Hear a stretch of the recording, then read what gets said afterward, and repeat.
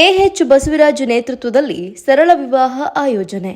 ತಾಲೂಕಿನ ಹೊಸಪಾಳ್ಯ ದೊಡ್ಡಯ್ಯನಪಾಳ್ಯದ ಶ್ರೀ ಪಟ್ಟಲದಮ್ಮ ದೇವಿ ದೇವಾಲಯದಲ್ಲಿ ಸಮಾಜ ಸೇವಕರು ಹಾಗೂ ಬಿಬಿಎಂಪಿ ಮಾಜಿ ವಿರೋಧ ಪಕ್ಷದ ನಾಯಕರಾದ ಎಚ್ ಬಸವರಾಜ್ ನೇತೃತ್ವದಲ್ಲಿ ಸರಳ ವಿವಾಹ ಅದ್ದೂರಿಯಾಗಿ ನಡೆಸಲಾಯಿತು.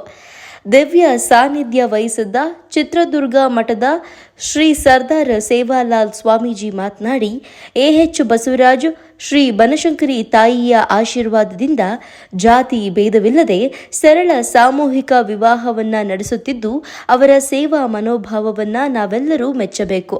ಜನರು ಪ್ರತಿಷ್ಠೆಗಾಗಿ ಮದುವೆ ಮಾಡುವುದನ್ನ ಬಿಡಬೇಕು. ಬಡ ಜನರು ವಿವಾಹ ಮಾಡಲು ಸಾಲದ ಸುಳಿಗೆ ಸಿಲುಕುತ್ತಿದ್ದು, ಇಂತಹ ಸರಳ ಸಾಮೂಹಿಕ ವಿವಾಹ ಆಯೋಜನೆಯಿಂದ ಬಡ ಜನರಿಗೆ ಬಹಳ ಅನುಕೂಲವಾಗುತ್ತದೆ ಎಂದರು. ಇವತ್ತು ಏನು ನಮ್ಮ ಎಎಚ್ ಬಸವರಾಜರವರು ಅವರ ಒಂದು ಸೇವಾ ಮನೋಭಾವನೆಯನ್ನು ನಾವೆಲ್ಲರೂ ಕೂಡ ಮೆಚ್ಚಬೇಕಾಗ್ತದೆ. ಇವತ್ತಿನ ಒಂದು ಹೊಸ ದಾಂಪತ್ಯ ಜೀವನಕ್ಕೆ ಏನು ಪಾದಾರ್ಪಣೆ ಮಾಡಿರ್ತಕ್ಕಂತಹ ನವದಂಪತಿಗಳಿಗೆ ಆಶೀರ್ವಾದ ಮಾಡಲಿಕ್ಕೆ ಎಲ್ಲ ಹಿರಿಯರು ಗುರುಗಳ ಒಂದು ಸಾನ್ನಿಧ್ಯದಲ್ಲಿ ನಡೀತಾ ಇದೆ. ಬಹಳ ಸಂತೋಷ. ತಾಯಿ ಬನಶಂಕರಿಯ ಏನು ಒಂದು ತಾಯಿಯ ಆಶೀರ್ವಾದದಲ್ಲಿ ಪ್ರತಿ ವರ್ಷವೂ ಕೂಡ ಈ ರೀತಿಯಾಗಿರ್ತಕ್ಕಂಥ ಒಂದು ಸೇವಾ ಕಾರ್ಯಕ್ರಮವನ್ನು ಅವರು ಹಮ್ಮಿಕೊಂಡಿದ್ದಾರೆ. ಭಾಳ ಸಂತೋಷ. ಯಾಕೆ ಅಂತ ಹೇಳಿದ್ರೆ ಇವತ್ತು ಮದುವೆ ಅಂತ ಹೇಳಿದ್ರೆ ತಮಗೆಲ್ಲ ಗೊತ್ತು, ಭಾಳ ಆಡಂಬರ.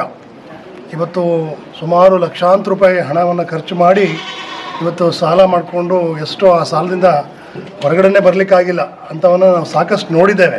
ಹಾಗಾಗಿ ಅದನ್ನು ಆ ಒಂದು ಚಿಂತನೆಯನ್ನು ಮಾಡಿ ಮತ್ತು ಬಸವರಾಜ್ ಅವರು, ನಮ್ಮ ಹನುಮಂತ ನಾಯಕರವರು, ಅವರೆಲ್ಲ ಬಳಗದವರೆಲ್ಲ ಸೇರಿಬಿಟ್ಟು ಒಂದು ಸಾಮೂಹಿಕವಾಗಿರ್ತಕ್ಕಂಥ ಒಂದು ಉಚಿತ ಈ ಥರ ಒಂದು ಮದುವೆಯನ್ನು ಏರ್ಪಾಟ್ ಮಾಡಿರ್ತಕ್ಕಂಥದ್ದು ಬಹಳ ಸಂತೋಷ.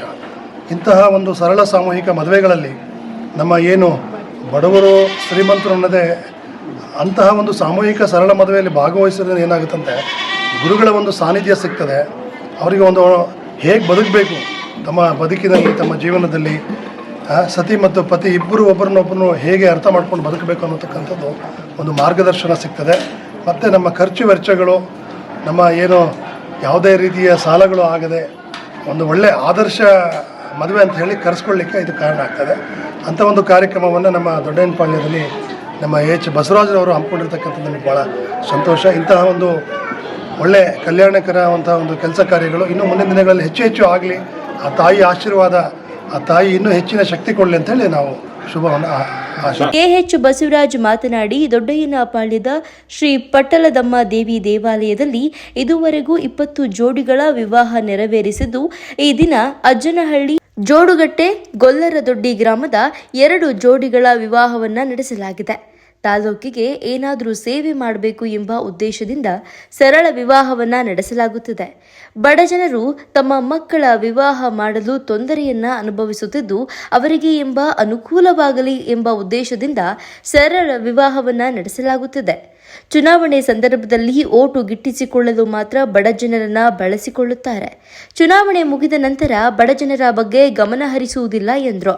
ಸಾಮೂಹಿಕ ವಿವಾಹ ಕಾರ್ಯಕ್ರಮದಲ್ಲಿ ಹೇಳಿಗೆಹಳ್ಳಿ ತಮ್ಮಣ್ಣಗೌಡ, ಜೆಪಿ ಚಂದ್ರೇಗೌಡ, ಲಂಬಾಣಿ ಸಮಾಜದ ರಾಜ್ಯಾಧ್ಯಕ್ಷ ಎಆರ್ ಹನುಮಂತ ನಾಯಕ್, ಜಿಲ್ಲಾ ಬಿಜೆಪಿ ಪ್ರಧಾನ ಕಾರ್ಯದರ್ಶಿ ಎಂಆರ್ ರಾಘವೇಂದ್ರ, ಜಿಲ್ಲಾ ಯುವ ಮೋರ್ಚಾ ಅಧ್ಯಕ್ಷ ಜಗನ್ನಾಥ್ ಗೌಡ, ತಾಲೂಕು ಅಧ್ಯಕ್ಷ ವೀರಭದ್ರಪ್ಪ, ಬಿಎಂ ಧನಂಜಯ ಶಶಿಧರ್, ನಾರಾಯಣಸ್ವಾಮಿ, ಪರಮೇಶ್ವರ್ ಗುಪ್ತಾ, ಹನುಮಂತೇಗೌಡ, ಕುಮಾರಸ್ವಾಮಿ, ಚಿಕ್ಕೇಗೌಡ, ರೇಷ್ಠಭಾನು, ಮಾರಪ್ಪ, ಭಾಸ್ಕರ್, ಕಂಗುಮಾರ್ ಅಂಜನ್, ರೇಷ್ಠಭಾನು, ಮಾರಪ್ಪ, ಭಾಸ್ಕರ್, ಕಂಗುಮಾರ್ ಅಂಜನ್, ನಿಜಗುಣ, ಬೈರಣ್ಣ, ಮಣಿ, ದಯಾ, ಯತೀಶ್ ಇನ್ನು ಮುಂತಾದವರು ಭಾಗವಹಿಸಿದ್ದರು. ಇತ್ತೀಚಿನ ದಿನಗಳಲ್ಲಿ ಈ ತೋಟದಲ್ಲಿ 20 ಜೋಡಿ ಮದುವೆ ಇವತ್ತಿಗೆ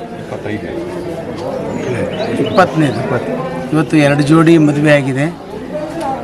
ಇಬ್ಬರು ಕೂಡ ನಮ್ಮ ಮಾಗಡಿ ತಾಲೂಕಿಗೆ ಸಂಬಂಧಪಟ್ಟಂಥ ಗಣ್ಣೂರು ಹೆಣ್ಣೂರು ಎಲ್ಲ ಸೇರಿ ಇವತ್ತು ನಾವಿಲ್ಲಿ ಈ ಕಾರ್ಯಕ್ರಮಕ್ಕೆ ಬಂದಾಗ ಇಲ್ಲಿ ಜನಗಳನ್ನೆಲ್ಲ ನೋಡಿದ್ರೆ ಇವತ್ತು ನಿಜಕ್ಕೂ ಕೂಡ ನಮ್ಮ ಸ್ವಂತ ಮನೆಗಳಲ್ಲಿ ಮದುವೆಗಳನ್ನು ಮಾಡಿದ್ರೂ ಕೂಡ ಇಷ್ಟು ಜನಗಳನ್ನು ಸೇರಿಸಿ, ಮುಖಂಡರುಗಳನ್ನು ಸೇರಿಸಿ ಒಂದು ಸಾಮೂಹಿಕ ವಿವಾಹ ರೀತಿ ಪದ್ಧತಿನಲ್ಲಿ ಒಂದು ಮದುವೆ ಮಾಡ್ತಾ ಇರ್ತಕ್ಕಂಥದ್ದು ತುಂಬ ಸಂತೋಷಕರ.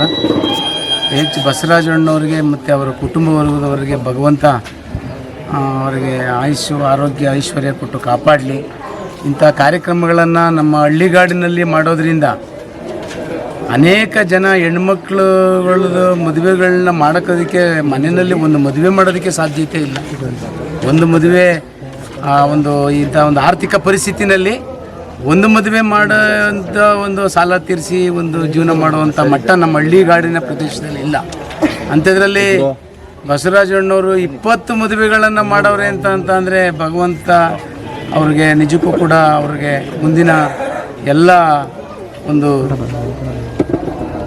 ಅವರಿಗೆ ಯಶಸ್ಸು ಸಿಕ್ಕಲಿ ಅಂತ ಹೇಳ್ತಾ, ಈ ಕಾರ್ಯಕ್ರಮಕ್ಕೆ ನಮ್ಮನ್ನು ಎಲ್ಲರನ್ನೂ ಕರೆದು ಈ ಕಾರ್ಯಕ್ರಮದಲ್ಲಿ ಪಾಲ್ಗೊಳ್ಳುವಂಥ ಒಂದು ಅವಕಾಶವನ್ನು ಕಲ್ಪಿಸಿಕೊಟ್ಟಿದ್ದಕ್ಕಾಗಿ ಅವರಿಗೆ ನನ್ನ ತುಂಬ ಹೃದಯದ ಧನ್ಯವಾದಗಳನ್ನು ಅರ್ಪಿಸ್ತೀನಿ. ನಮ್ಮ ತಾಲೂಕಿನ ಮಗ, ಸಮಾಜ ಸೇವಕರು, ದಾನಿಗಳು ನಮ್ಮ ಎಚ್ ಬಸವರಾಜಣ್ಣವರು ಮಾಗಡಿ ತಾಲೂಕಿನಲ್ಲಿ ಜನಿಸಿ ಬೆಂಗಳೂರಿನಲ್ಲಿ ಹೋಗಿ ಅವ್ರದ್ದೇ ಆದ ಒಂದು ಬದುಕನ್ನು ಕಟ್ಟಿಕೊಂಡು ನಮ್ಮ ತಾಲೂಕಿಗೆ, ನಮ್ಮ ತಾಲೂಕಿನ ಜನತೆಗೆ ಏನಾದರೂ ಒಂದು ಸೇವೆ ಮಾಡಬೇಕು ಅಂತ ತಾಲೂಕಿಗೆ ಬಂದು ನಿರಂತರವಾಗಿ ಸಾಮಾಜಿಕ, ಧಾರ್ಮಿಕ ಮತ್ತು ಈ ಥರ ಒಂದು ಪುಣ್ಯದ ಕೆಲಸಗಳನ್ನ ಮಾಡ್ಕೊಂಡು ಬರ್ತಾ ಇದ್ದಾರೆ. ಈ ಪುಣ್ಯದ ಕೆಲಸದಲ್ಲಿ ನಮ್ಮನ್ನು ಭಾಗಿಯಾಗೋದಕ್ಕೆ ಅವಕಾಶ ಮಾಡಿಕೊಟ್ಟಂಥ ಬಸವರಾಜಣ್ಣವ್ರಿಗೆ ಮೊದಲಿಗೆ ಎಲ್ಲರ ಪರವಾಗಿ ಧನ್ಯವಾದಗಳನ್ನ ಅರ್ಪಿಸ್ತೇನೆ. ಏನು ಈ ಸಾಮೂಹಿಕ ವಿವಾಹ ಇವತ್ತಿಗೆ 20 ಜೋಡಿಗಳನ್ನ ಈ ತೋಟದಲ್ಲಿ ಮಾಡಿದ್ದೀನಿ ಅಂತ ಹೇಳಿದ್ರು, ಭಾಳ ಸಂತೋಷ. ಏನೊಂದು ಸಾಮಾಜಿಕ ಕೆಲಸಗಳನ್ನ ಮಾಡ್ತಾರೆ, ಅದು ಇನ್ನೊಬ್ಬರಿಗೆ ಪ್ರೇರಣೆ ಆಗ್ತದೆ. ಇದು ಬಸವರಾಜಣ್ಣ ಮಾಡ್ತಾ ಇರೋದು, ಬಸವರಾಜಣ್ಣ ಇನ್ನೊಬ್ಬ ನಮ್ಮಂಥ ಯುವಕರುಗಳಿಗೆ ಪ್ರೇರಣೆ. ಮುಂದಿನ ದಿವಸಗಳಲ್ಲಿ ಬಸವರಾಜಣ್ಣವ್ರ ಜೊತೆ ಸೇರಿಕೊಂಡು ನಾವು ಹೆಚ್ಚಿನ ಅವರಿಗೆ ಸಹಕಾರವನ್ನು ಕೊಟ್ಕೊಂಡು ಈ ಥರ ಒಂದು ಪುಣ್ಯದ ಕೆಲಸಗಳನ್ನು ಭಾಗಿಯಾಗ್ತೀವಿ. ಬಸವರಾಜಣ್ಣವ್ರಿಗೆ ಮುಂದಿನ ದಿವಸಗಳಲ್ಲಿ ಒಳ್ಳೆಯದಾಗಲಿ ಮತ್ತು ಈ ದಿವಸ ಹೊಸ ದಾಂಪತ್ಯಕ್ಕೆ ಕಾಲಿಟ್ಟಂಥ ನವಜೋಡಿಗಳಿಗೆ ಅವ್ರ ಜೀವನ ಸುಖವಾಗಿರಲಿ ಅಂತ ಹೇಳಿ ಮೊದಲನೇದಾಗಿ ಎಲ್ರಿಗೂ ಸ್ವಾಗತ. ಇಂಥ ಒಳ್ಳೆ ಕಾರ್ಯಕ್ರಮ ನಮ್ಮ ಬಸವರಾಜ್ ಸಾಹೇಬರು ಮಾಡ್ತಾ ಇದ್ದಾರೆ. ಸೊ ಏನು ಅಂತಂದರೆ, ನಮ್ಮಲ್ಲಿ ಹಿಂದೂವಲ್ಲಿ ನಾವು ಲಕ್ಷ್ಮೀನಾರಾಯಣನ ಹೋಲಿಸ್ತೀರಿ.